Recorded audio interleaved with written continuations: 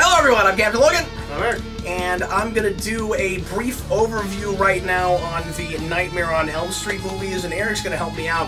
I just watched these for the first time. Watched all of them, except for Freddy vs. Jason, which I've watched before, and I might talk about that briefly if I finally go through the Jason movies. I'm probably going to take a break from this kind of thing for a little while, because I just did all of Halloween together, and then I did these. And my brain is a little mushy right now. After these don't binge great, like I don't think. And I would almost go as far as to say how the Halloween movies almost binged better, even though they're not as good. It's because you don't have to pay attention to like any of it. Maybe like it just kind of washes over. You're like, I guess things are happening. And, that's like, true. You don't really have to pay any attention to what Freddy's you can miss doing. like all the kills. Like you don't want to miss any of the kills in this. Like you gotta watch the kills. No, that's a good point. Yeah. No, you know, it's harder to have these on in the background because they're kind of music videos. In a way, right? Where like and like there's story and they're not all the same, but the big appeal for I'm sure most people is what crazy kills is Freddy going to do, and I'm sure there's people that kind of tune out until they get to the kills, and then those are kind of music video-y to some degree, especially the later ones. When we get into the MTV era, it starts to really feel that way. 5 and 6 particularly. Yeah. But, no, it feels very MTV when you get to 5 and 6. Yeah. So you've seen these a lot. Yeah. I don't know which ones you know better than other ones, but 1, 2, 3, and 6. Yeah. And New Nightmare I've seen like 3 times for some reason. Even though you don't care for it. I don't care for it. It's weird the things that this has in common with the Halloween franchise, because it is overall as a franchise markedly better than the Halloween movies.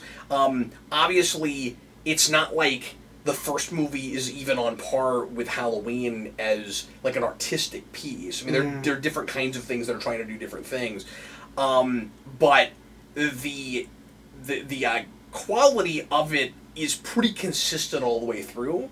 And the big issue I have with the Halloween movies, and these we never felt the need to retcon besides just starting over.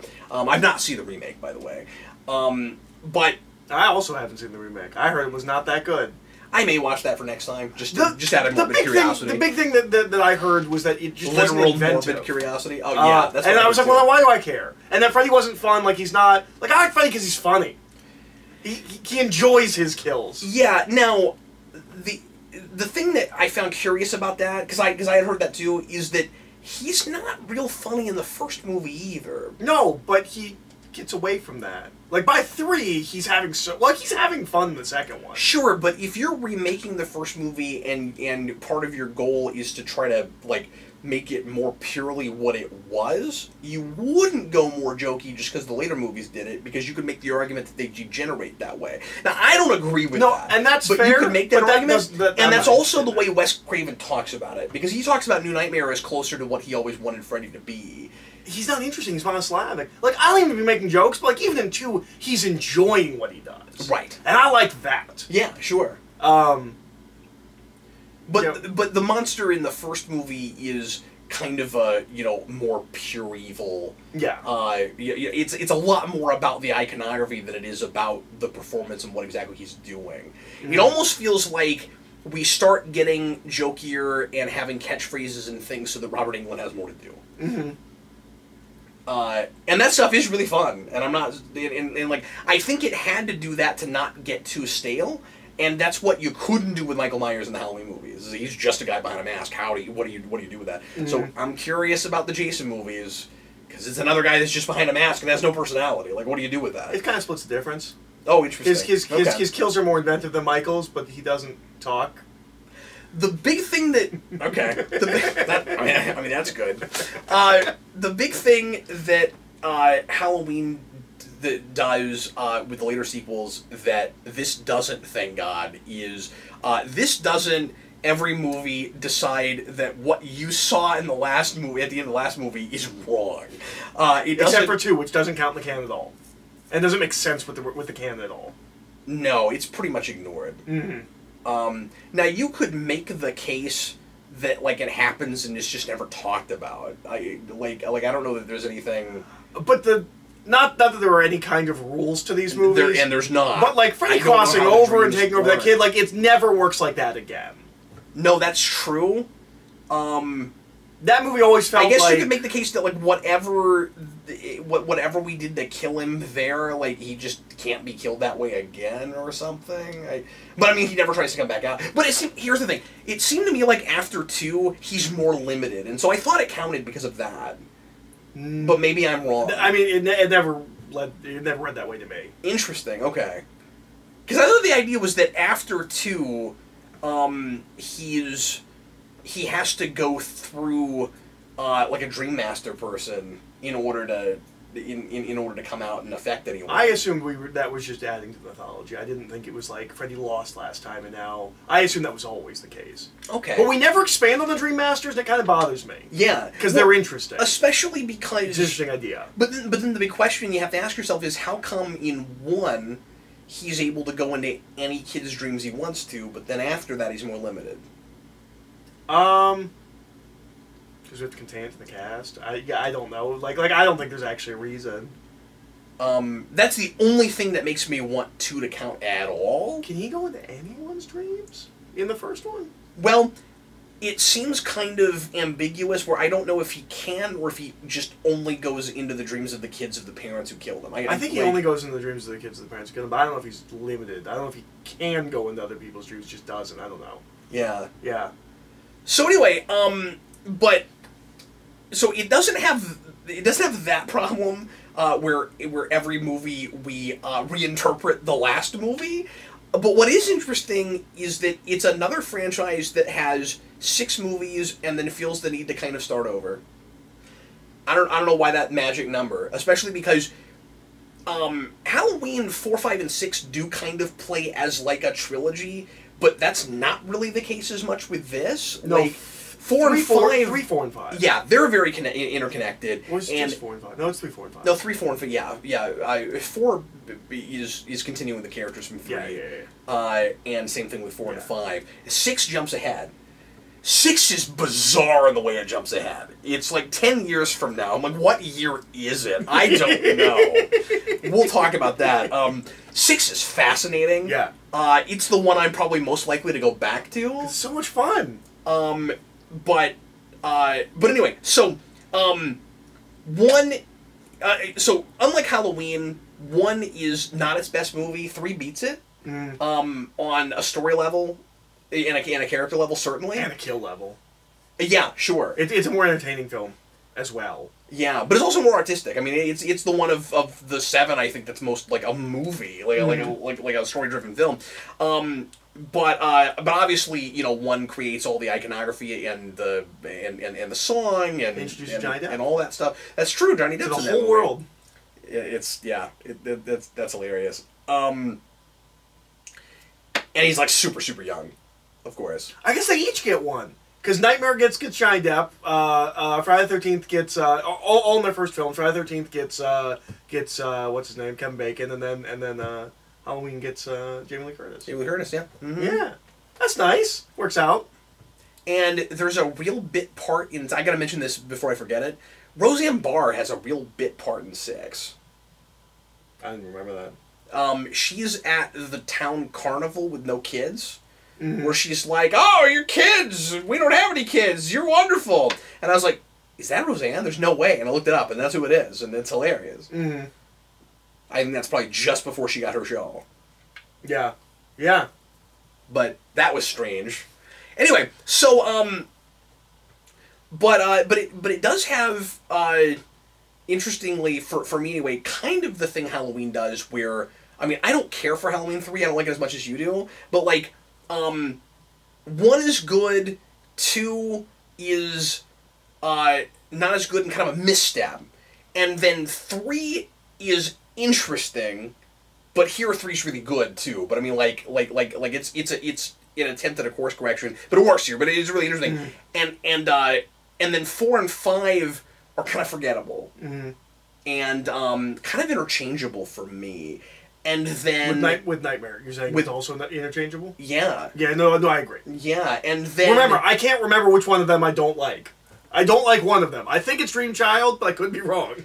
And then 6 for Halloween is bad and all over the place and bizarre, but I mean it's better than 4 and 5 just because it's not boring. But then but the thing that they have in common, and then this 6 is quite good. But the thing that they both have in common is that they both try to add more to the mythology and give you a little bit of character stuff. I guess 6 doesn't really do any character stuff for Michael Myers, but it tries to retroactively add to the mythology, and it gets really convoluted. Here, it's just what should have always been there. Alice Cooper. I feel like Abusive 6... father, Alice Cooper. Yeah. I feel like 6, is really necessary, and should have been maybe 4 in a lot of ways. Interesting. Because, I don't have a sense until you get to 6 that Freddy was remotely a person when he was alive. Mm-hmm. It always feels like he was born a monster and he grew up a monster. And he was the son of 1,000 maniacs. Yeah, I know, 100 maniacs. But 100 maniacs. My number's absurd. But I'm really, and I'm not saying that it gets really heavy and interesting about who Freddy is, but it gives you something. Mm-hmm. The idea that, I'm surprised that they won me over on the idea that he's had a kid all along. Mm-hmm. Do you think that would be a retroactive thing that I couldn't deal with? And it totally works. Partly because they make you think it's a teenage kid who's got amnesia. It's an amnesia plot. And I'm like, oh great, we're going to have this amnesiac kid who doesn't know he's Freddy's son. It's kind of a Magneto thing in X-Men, right? And then he's going to find out... I don't know what you're talking about. Where he's like, why do you always think it's about you? Yeah, sure. We're we're gonna find out that he's actually Freddy's son the whole time, and then it turns out that he's not, and then it makes you feel like an idiot because you're like, well, how in the world would Freddy have a teenage kid? Mm-hmm. And so it kind of wins you over on the logic a little bit. Now, it could have just been a thing where he came out of a dream and impregnated someone, because sometimes he can come out of dreams, I guess. Yeah. But I don't know, I was kind of impressed with that, especially because the girl in that is actually a really decent actress. And so that's who you wanted it to be all along. But I'm getting ahead of myself. Anyway, so, to make a long story short. Yeah, right. So, 3 starts to, well, I don't know, I guess I should go back to 1 and just talk about some, things that are in the movies. Sorry, we've been recording a while. So, you're right that the kills start to get more creative and interesting in 3. 1 I saw when I was younger and remembered being really boring. Oh, interesting. And I don't know why, because I went back and watched it and it's not boring. I really liked it. It's especially when you have all of it together. I guess it's maybe kind of basic, because it's in introducing these ideas in the first place. But you can also, historical perspective, see how that could kind of be, really kind of mind-blowing, I guess. Not mind-blowing, but, something people hadn't seen before. Why it was a big hit. You can see why this movie would have been a real big hit. Yeah, absolutely. And I really like the conceit of the dreams, because it lets you put any surreal, crazy crap on screen that you want to, and you don't need an explanation for any of them. Which is why I'm frustrated about how the dreamscape makes no sense and doesn't have any rules in any of the movies, and we're really inconsistent with what happens physically in the real world while someone is being attacked by Freddy. It's weird. That drives me crazy. And it's in the first film. It's not like you start with rules we get away from. I've never known what happens to Johnny Depp when he goes in that bad. Nope, I don't get it. And it's made even, and it's weirdly, beds are always the weirdest, because later on, I think it's 3. You get or is it 4? I forget. It's running together. You get the one where there's a girl that's trapped in in water in almost like a fish tank, and it's not a water bed, but it's like a bed that was there, and now it's water. I know what you're talking about. And sometimes I'm jumping all over the place. It's an overview, so I'll talk about everything at once. Sometimes, when you're dreaming and you're being attacked by Freddy,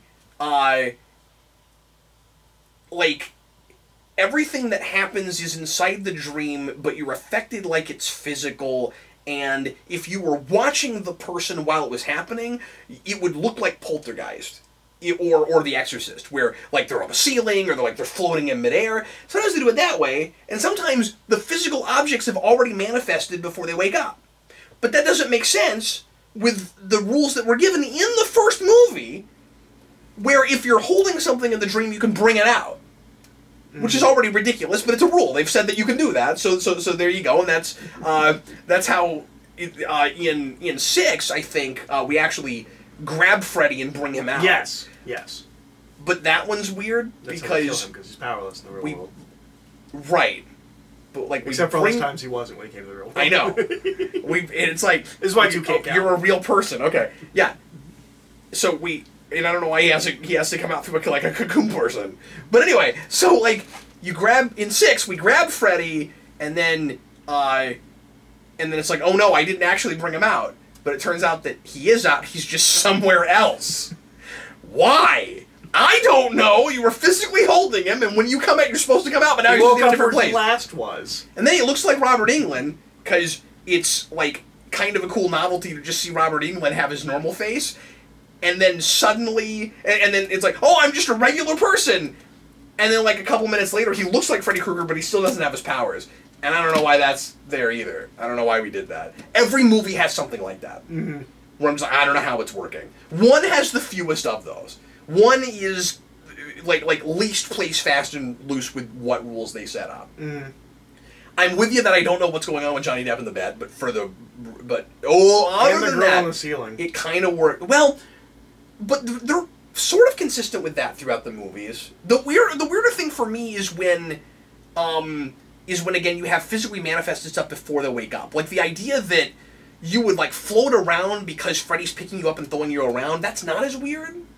I think that maybe works. Although at what point does that start happening versus just you're in a bed? Mm-hmm. Yeah, they never have a good sense of that. And again, the reason that drives me crazy is because you're already using the dream thing as a conceit so you can put anything on screen you want to. And some of that stuff throughout the movies gets really magical. Just some really, inspired, vivid imagery. And so, like, if we already have a cool conceit to just put crazy things on screen, can't the conceit make sense? Within its own internal logic? Can't we at least get that? I just don't think it's that hard. I don't disagree, but it's just not that hard. It's just a thing I accept about this franchise. Sure. But I just think that it's almost better than that. It's almost better than that. No. And that's what drives me crazy about it. I think, like you said, 2 is insane and doesn't make any sense, and it's hilarious. You kind of don't want it to count. Not only is it hilarious, but I like a lot of the kills in it. Like, again, like if it was just a music video, it's great. I like the bookend with the bus. I think that's really cool. Mm-hmm. I'm trying to remember other kills in that. That's got the one that you like with the marionette thing. No, that's 3. Or is that 3? Three. And they're really mixing together for me right now. That's a great kill. Do you have favorite kills just across the franchise? So obviously the TV one in 3 is great. Yeah. And that turns into kind of a famous line, but it's really cool. That becomes the beginning of his catchphrase, kind of. Yeah, I like the comic book kill in 5 a lot. Is that Super Freddy? That's Super Freddy. I think that's Super Freddy. Yeah. And it's fun because one of the things I like about this franchise is it's not afraid to do things just because they're creative, even if it's not that scary. Yeah. And I like that about it. Yeah. And it does that throughout, where you'll have hardly any of these characters move beyond 2-dimensional space, where they have like one kind of prevailing character trait or interest or attribute. It's like that with 3 with the Dream Warriors, where like all of them have the one thing they can do. I'm the Wizard Master. The Wizard Master, yeah. Like no, that's kind of redundant. Okay, you're a master or you're a wizard. Okay, but anyway, and you've got like the Kung Fu guy, and you've got the Is the hardcore girl Knives? Is that her thing? Yeah, that's who I was trying to remember. And and that's blending together with some other kids in other movies now. Right. But anyway, they've all got like the one prevailing character, the one thing. There's one with like a drug thing, but anyway, and then in but so the combo kill is cool because it's not actually that scary. It's just he turns him into paper and he shreds him up. Like I like that one a lot. I really like the Deaf Kid one. That one's kind of freaky. Yeah. Yeah, that one's great. That's in 6. I think that's in 6. Yeah. That's in 6.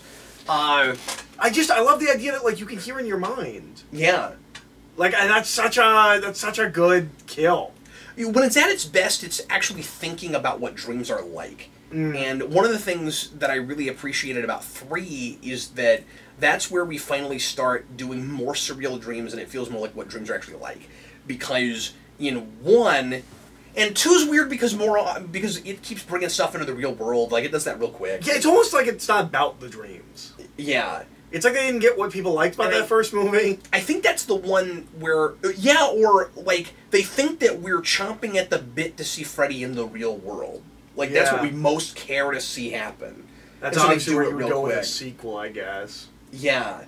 It's a misstep, sort of like Halloween was, except it didn't, like, come up with a retcon story thing that ruins everything beyond that, like Halloween did. Mm-hmm. But anyway, but one of my complaints there is that people will dream and they'll wake up kind of almost always wherever they were sleeping in the first place. And dreams don't always work that way.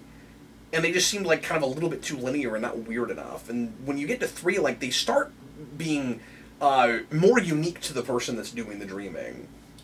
Well, one of the things I like about the reason we do the waking up where you are is to disorient the audience. So that we don't know if they're actually dreaming or not. Yeah. But also... And that's okay to do sometimes. I just don't like doing it all the time, because that's not what it's always like. Yeah. Unless that's what it's always like because Freddy's... intentionally doing it, so you don't notice you've even fallen asleep. Yeah. But I don't always know if that's what's going on, and that's kind of the problem with it. Yeah, not sure. But all the way through 2, I almost never can tell you if we're in a dream or not. Yeah, Drives me insane. Yeah. And we do things like... all the movies have that problem somewhere. Yeah. I found. So like there was always some place where I was like, wait, are we in a dream? And then you get to the end and like, I still don't know. I have that with the time loop in, I think, 5. Where they keep driving the car. I remember being confused by that. Well, I'm like, wait, what? That's in 6. That's not 6. Yeah, it is. I just watched it this morning. Okay. Are you sure? Yeah. Okay. Or are you talking about where they go to the town and they they keep going to like that town square and they're trying to figure out how to get out of it, but they keep showing up the statue? Maybe. I was pretty sure it wasn't 6. I've seen 6 a number of times. Because when you mentioned a time loop the other day, I had seen 5 and I didn't know what you were talking about. It's not a time loop though. It's like a driving loop where like they like it keeps making them show up in the same place, like in the Mouth of Madness. Mm-hmm. Mm-hmm. That's the only thing like that I noticed in any of the movies. There was 1 and 5, but I could be wrong. 4 or 5. I like one of them. I don't like the other. I don't remember. They blend together. Same cast. Some of the same cast. Yeah. Yeah. But yeah, 5 felt weirdly a little bit more mean-spirited to me than 4 did until I got to the end, and then I liked it a little bit more. Is 5 the one that ends with his mom? Yeah. I don't know what's happening. I don't know what's going on in that movie. No, I have no idea. 6 I can kind of track. I have no idea what's going on. No, so 5 is the one I don't like because I don't know what's happening that entire movie. Yeah, no, and they're trying to add more like history and mythology stuff, where it opens with like stuff in the dream world, but with like the souls that he's taken, and you get flashes of his mom, and you see him get born and all that. But the problem with all that stuff is it's all stuff that Freddy is showing you in a dream, so you don't know if any of it actually happened. Mm-hmm. So I don't know what I'm supposed to take from any of it. Yeah. Yeah, the other thing that's kind of irritating about the way Freddy gets shut down at the end of most of the movies is in the moment, and like you could say that the movies after it kind of retcon it, but they're not saying that it happened differently. They're just saying that, well, it doesn't matter now, he's back, right? Is that 4 is I think the biggest perpetrator of that, right? With the dog. Yeah. And again, it looks like it's happening in a dream. So it doesn't make any sense. Yeah. Like, they're in a junkyard, and he was buried there, and then this dog, like, pees fire on his grave, and then he comes out? Yep. But he's doing dreamscape stuff when he comes out, and he comes out there. Like, we see him physically there. What is going on? I don't know. Rennie Harlan thought would be funny. I keep, and this is one of the reasons that that like it's some of this is blending together a little bit, and I'm not as invested as I wish I was, cause I keep assuming there's stuff I'm missing where I'm just not paying close enough attention or something, and I'm like, no, I'm trying real hard. I don't know what's going on. No, I know for a fact that one is not the director. Rennie Harlan. Like, there's a story that someone tells about talking to Rennie Harlan. He's like, yeah, I'm doing the Nightmare on Elm Street. It's gonna be hilarious. This dog's gonna pee, and that's how Freddy's gonna come back. Why? Even if it isn't the real world, how does that work? Okay. But anyway, what I was gonna say is, at the end of each of them, it feels in the moment like, okay, this is a new thing somebody figured out in order to make Freddy finally, stop, harassing people in their dreams. So, like, that's an understatement. So, at the end of, 4, he, like, sees himself in a mirror, and he's not supposed to be able to look at himself, which we just suddenly added. Yeah. I'm sure if you go backwards, there's times where he sees himself. I had the same thought. And then I forget what it is in 5, but like each 5 is his mom grabs him. That's what it is. Yeah. Whatever's going on there. And she's like, like, "Thank you for mother. bringing him." Yeah. I don't know what's going on there. There's a lot of I don't know what I'm looking at. It's like a music video. But anyway, so but the problem is, each time in the next movie, he just comes back because you can't kill him, and we find out in 6, and this is where. This 6 works better than Halloween 6 in retroactively telling us how things work, and it's such a simple explanation, I just wish we'd had it all along, which is, there are these demon things that just bestowed this ability on Freddy Krueger's soul, and they're actually, like, there with him all the time, and so when they get rid of him at the end of it and they disperse, that's supposed to be why Freddy's dead, because the demons aren't there 6 is calling Freddy's dead, Final Nightmare. Right, to continue to give him his power. And he talks about it. And he talks way more in 6 than in any of the other movies. Mm-hmm. Like, England has to do a lot more actual performing, and like vocal performance, because he's like talking and explaining things and stuff. And that's weird. That was jarring. Town has an Elm Street. That's great. That's great. I enjoyed that one so much. It is my favorite. But anyway, and like I don't know, it's got some panache to it.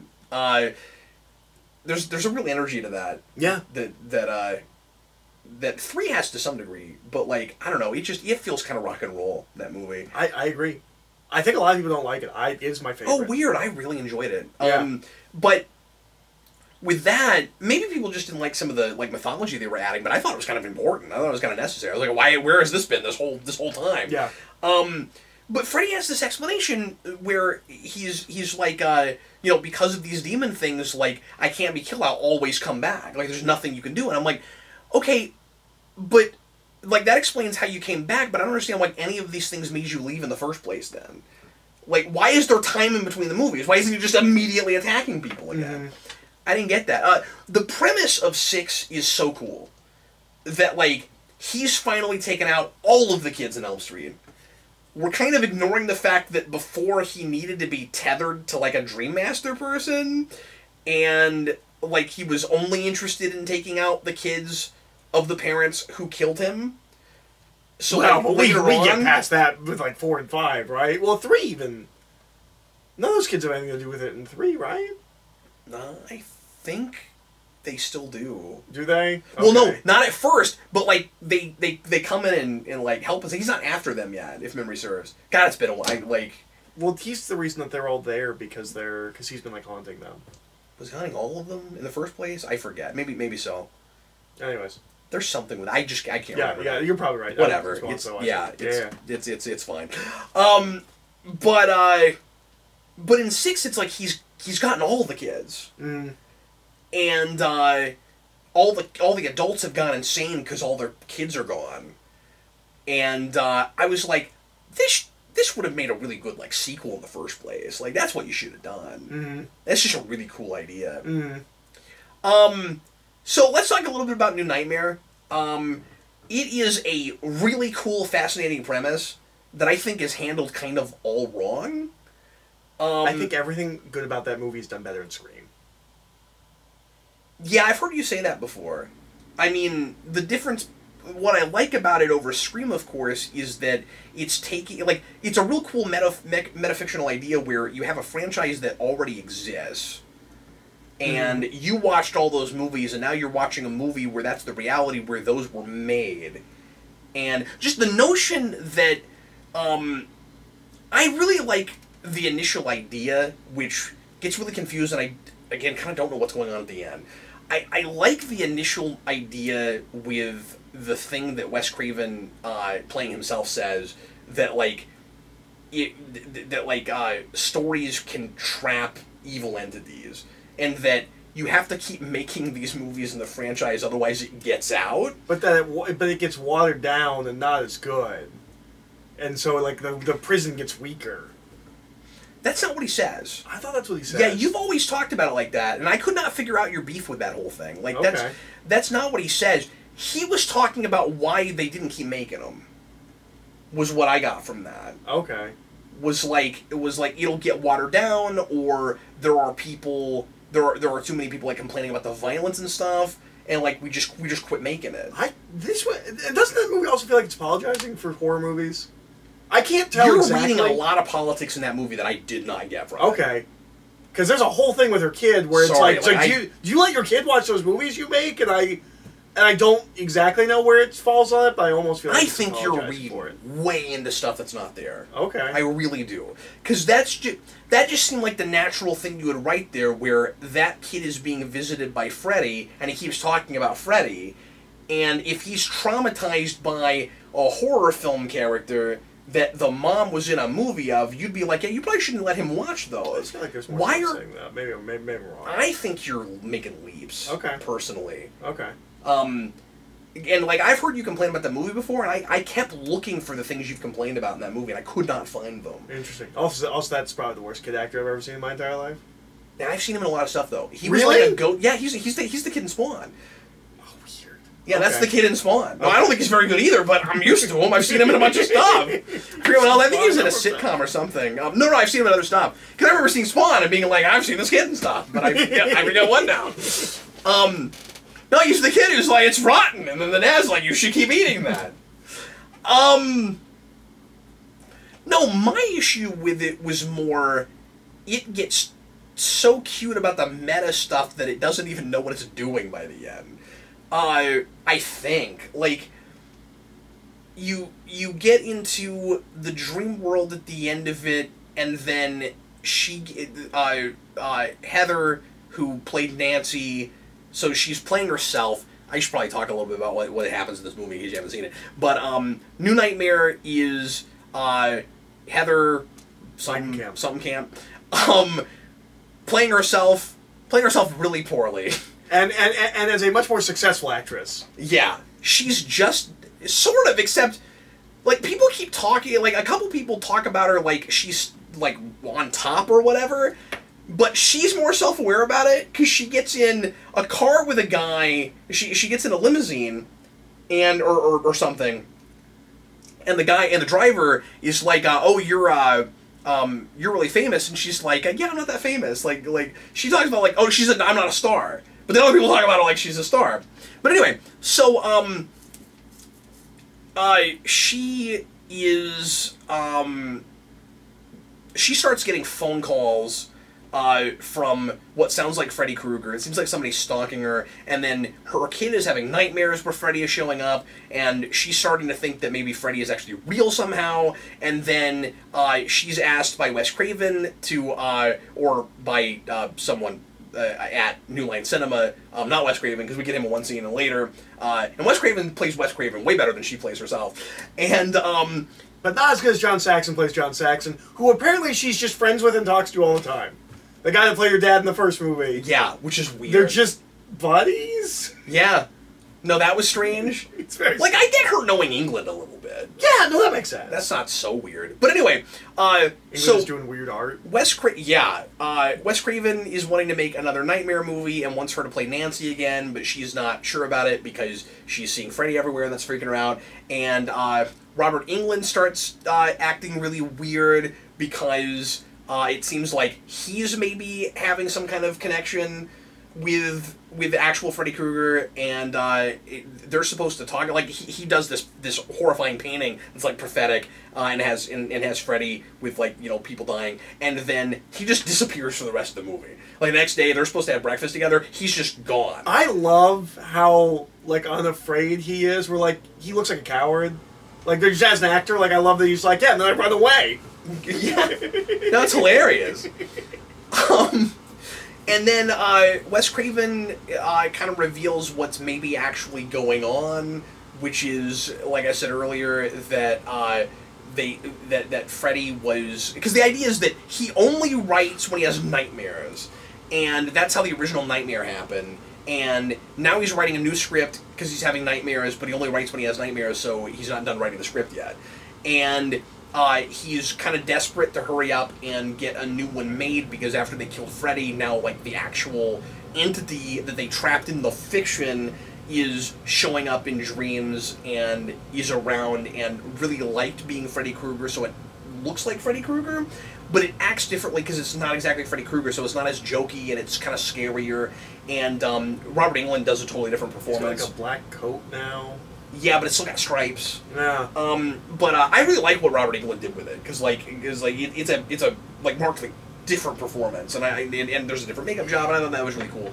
And then you get to the third act, and it gets really weird, because and there's a whole thing like in a hospital with her kid that gets kind of tedious, because and you're convinced that that nanny's gonna be evil, right?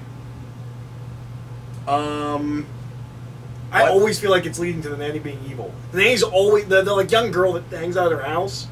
Oh, okay. Yeah, I never had that. Okay, I always assumed she was going to turn out to be evil, and then she doesn't. Because we keep seeing characters or actors who get typecast later, and this is the first movie she's in. I did not make that assumption because that's the girl that Angel has to help in his pilot. Oh, interesting. And I figure she was just an innocent girl, and she is. She gets killed. Yeah. I always assumed she was in it. Yeah, I didn't even think of that. I don't know. Yeah, very different experience with this than I did. Like, I do. I'm confused before anything. Like at the end, it just seems like the script was already written, and they're just acting to the script, which is weird because there is a bit at the end where you see what's written on the script. And then the exchange right after it, if you read ahead, is not the exchange that's in the script. But everything else goes exactly to the script, so you know that's not what it's supposed to be. So that's weird. They're going off script. Yeah, I don't understand that. Yeah, maybe there's something there. I don't think so. I don't think also why? Because she keeps saying we're going to leave breadcrumbs like Hansel and Gretel. Right. It doesn't work for Hansel and Gretel. Why would you do that? That's fair. It just seems like he doesn't know what happens in that story. Like it's just an idea they got, and then. But it's weird because he specifically cites Hansel and Gretel. It's like Hansel and Gretel. It's a story, and I'm like, but that's not how that story goes. I mean, I watched it today. I haven't had a lot of time to think about it. But like, just somebody explain to me what exactly is going on at the end. Because the thing that Wes Craven writes on the script is like thanks for saving everybody. Like he knows what's gonna happen, and like it came from in the dream. And so, what did he go in the dream and leave a script there? And then there's this big heavy-handed line where between her and her kid at the end, where it's like, is this a story? Yes, this is a story. So is it that like it was a fiction all along and not real life? But then in the dream, there's this whole big deal made of like it was never a it was never a movie. It was never a movie. I don't know what's happening. It's also weird that he's like, I'm not done yet. I'm still working on it, right? Like he's still working on the script, right? Yeah. The movie opens on set. They're shooting scenes. That's in a dream. Is that in a dream? Yeah. Okay. Okay. Yeah, that's in a dream. Okay. I just remember that. Because they make you think that you're going to watch a movie about them making a new movie, and then that's not what it is. Okay. Okay. I didn't remember that. So there's this whole thing where there's all this stuff that's prophetic, and I don't know why it works that way. That's part of my issue too.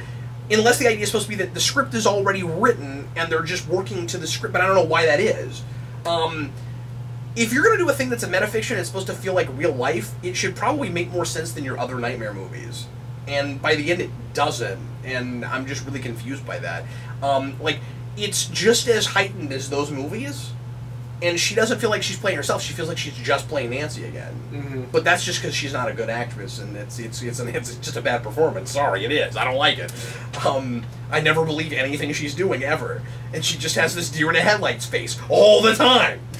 But yeah, like, I was here this far into her career, she could not have been I was disappointed with it. Yeah, like, she couldn't even be Power Ranger. I am disappointed with that movie because that premise has a lot of promise. Like, it's a really creative idea, and then it's asking me to think really hard about it, and like, it's supposed to be about like what making these kinds of movies can maybe do to the people that are making them, but also like what the point of art is, and like the power of art. And again, I'm latching on to this idea of like trapping evil through fiction. Like, I really like that idea, because I thought with that it was actually like making a case for horror movies, because it's like, well, without some kind of an outlet for these things, people are more likely to do bad things for each other. Like, maybe we need to experience our dark side in a safe way, and that's why we tell these kinds of stories.